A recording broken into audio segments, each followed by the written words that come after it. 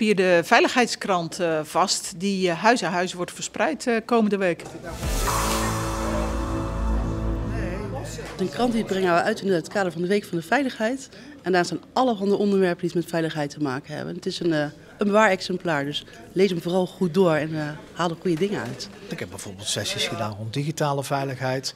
Dan zie je dat we wel heel veel informatie met elkaar genereren in ons land. Hè? Maar dat het bezien vanuit die persoon of dat huishouden, dat het zelden overzichtelijk is. En dat vind ik zo mooi aan die krant. Klinkt misschien een beetje traditioneel, maar die behoefte is er ook weer. Bewaarexemplaar, zodat je op die ene plek eigenlijk alle informatie kunt vinden die je nodig hebt. Heel actueel, want heel veel mensen hebben hiermee van doen en kunnen echt ervoor zorgen dat onze gemeente een stukje veiliger wordt. Wat maakt het nou bijzonder, zo'n veiligheidskrantje? Dat we het met z'n drieën gemaakt hebben. Het is een heel laagdrempelig krantje met heel veel informatie, heel compact en alle drie bijna identiek. Ja, we denken allemaal dat onze hersens zitten in de mobiele telefoon, zeggen we wel eens. Maar als je het niet doet, zijn we dan nog steeds in staat om te handelen?